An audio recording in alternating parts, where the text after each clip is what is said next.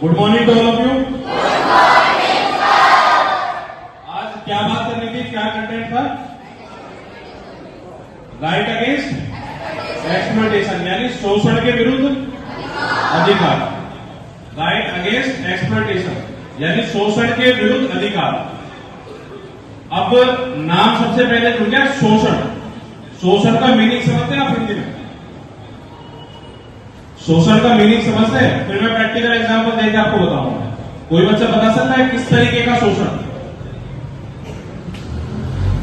शोषण का मीनिंग समझ में आता है किसी को? शोषण का मीनिंग होता है किसी के ऊपर अत्याचार करना, दुराचार करना। लाइक दो उदाहरण। किसी को नहीं पता अत्याचार क्या होता है, दुराचार क्या होता है। अगर किसी के ऊपर हम अत्याचार करें, किसी के ऊपर दुराचार कर रहे हैं, तो उसको शोषण कहलाया जाता है। अब जैसे आपने टॉपिक सुना होगा इंग्लिश ग्रामर में, चाइल्ड लेबर। पूरा कंटेंट होता है, लिखते हो चाइल्ड लेबर के ऊपर। क्या होता है चाइल्ड लेबर? बाल श्रम, बाल मजदूरी। चाइल्ड लेबर का मतलब होता है, एक प्रैक्टिकल एग्जांपल ले रहा हूं। अब ये जो आपने ढाबे वगैरह देखे होंगे, होटल वगैरह देखते हैं आप, इनमें जो बच्चे काम कर रहे हैं, कोई चाय देने आ रहा है, कोई वहां पे बर्तन मार रहा है, कोई कुछ कर रहा है, कोई कुछ कर रहा है, तो बाल श्रम के अंतर्गत आता है।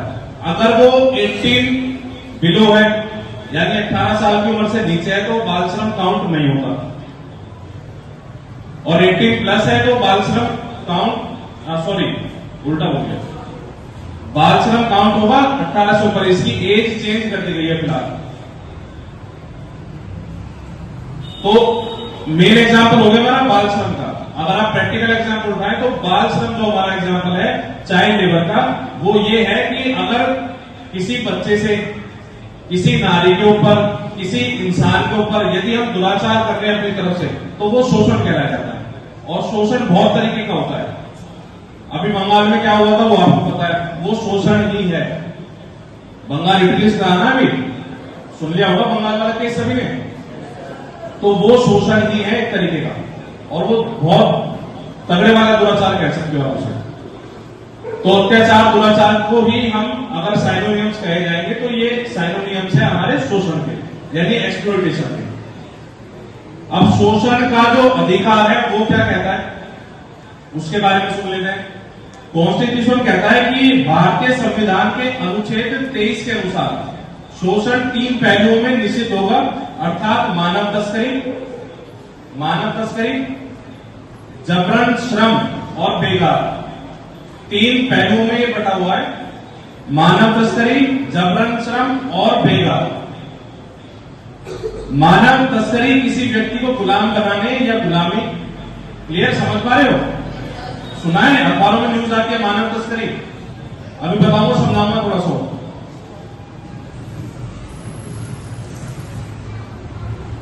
अंगों को निकालने जैसी प्रथाओं के अधीन करने के उद्देश्य से उसकी तस्करी निषिद्ध है। अब मानव तस्करी में क्या आता है, जैसे कोई इंसान है पर्टिकुलर, किडनैप किया, किडनैप करने के बाद उसकी किडनी निकाल दी, किडनैप करने के बाद उसकी किडनी निकाल दी और बेच दी। किडनैप किया, लीवर का पार्ट काटा उसमें से, लीवर में से, और बेच दिया। 2-2, 4-5, 10-10, 15-15, 20-20 लाख रुपए। और वो काम होता है इलीगल, यानी मानव तस्करी। तो ये शोषण होता है, बाल श्रम शोषण होता है। तो शोषण के विरुद्ध अधिकार हमारा ये कहता है कि शोषण के विरुद्ध अधिकार, इसमें बेगार, बाल श्रम और मनुष्य के व्यापार का निषेध किया जाता है, यानी उनको रोकथाम की जाती है इस अधिकार के अंतर्गत। समझ पा रहे सभी? समझ में आ रही है? हिंदी बोल रहा हूं वैसे तो मैं, समझ में आ रही है सभी को? देखो बाहर भी आ रही है भैया को समझ में, वहां से बोरिंग चल रहा है। आस्था एवं अंतकरण की स्वतंत्रता, किसी भी धर्म या अनुयायी बनाना, उस पर विश्वास रखना एवं धर्म का प्रचार करना इसमें शामिल है। मौलिक अधिकार के प्रवर्तन के लिए संवैधानिक उपचार का अधिकार, ये अलग आ गया आगे, इसके बारे में तो कल बात होगी। तो शोषण का अधिकार हमें ये कहता है कि हमें कॉन्स्टिट्यूशन ने ये इजाजत नहीं दी कि हम किसी की मानव तस्करी करें, हम किसी को किडनैप करें, हम किसी को जबरन किसी के ऊपर अटैक करें या किसी को हानि पहुंचाए। समझ गए? ये बिल्कुल सिंपल बात समझ। अगर किसी के ऊपर हम जबरन कोई भी चीज थोप रहे हैं या करवा रहे हैं तो वो शोषण के विरुद्ध अधिकार के अंतर्गत उसमें जो सजा होती है कॉन्स्टिट्यूशन फिर उसके अनुसार कार्य करता है। क्लियर? अब कल किसके ऊपर बात करनी है? ये कौन सा वो था हमारा राइट, थर्ड फोर्थ, थर्ड। सबसे पहला कौन सा था? राइट टू इक्वालिटी यानी समानता का अधिकार। दूसरा कौन सा था? राइट टू फ्रीडम यानी स्वतंत्रता का अधिकार। तीसरा कौन सा है? Right to right against exploitation. और उसके 6 पॉइंट थे क्या जो बताया था? कौन बच्चा बताएगा खड़े होकर 6 के 6 पॉइंट? Stand up.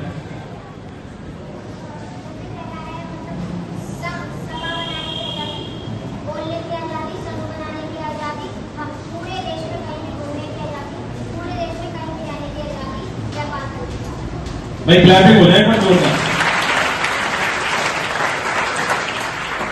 कौन सी क्लास है आपकी बेटा? 5th क्लास का बच्चा है। क्या नाम है? मयंक। 5th क्लास का बच्चा है। 6 के 6 नोट याद करती। नोटबुक बनाई हुई आपने? सीखो कुछ, सीखो कुछ, सीखने को मिलेगा। अब कल किसके अधिकार पर बात करनी है हमें? कौन सा अधिकार हो रहा है हमारे पास? बोलो। Right to freedom and Rohit कहां पर है? चौथा अधिकार किसी को नहीं पता? पीछे खड़े होना भाई, सबसे पीछे तो खंबे के लगा बैठा है बच्चा, बोल देते हैं वहीं से।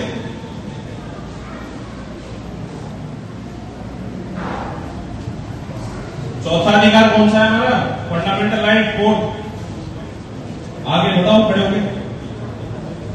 लड़की, हाँ बताओ,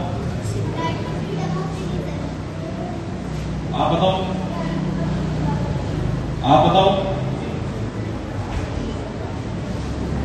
नेहा याद है? मयंक बताएगा दोबारा।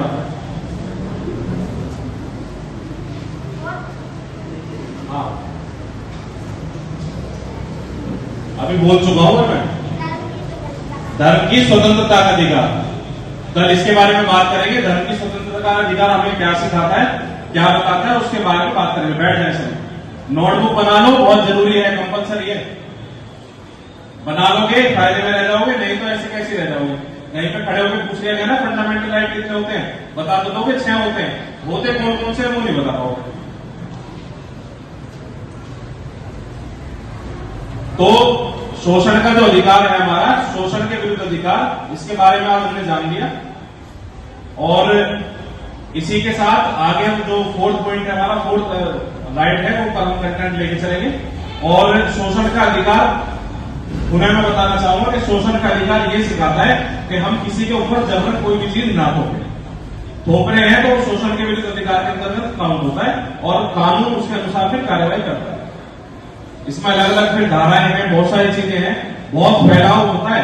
अगर एक किसी राइट को आप ले लोगे तो मैं कह रहा हूं आपकी जो बुक होंगी ना सारी मिला के एक अधिकार में खत्म हो जाएंगे। 5, 7, 10 किताब जितनी भी आपकी होंगी उनको सारे को मिला देना और एक अधिकार इतना बड़ा होता है हमारा कि वो किताब पूरी खत्म हो जाएगी। 6 पॉइंट याद रहेंगे स्वतंत्रता के अधिकार वाले।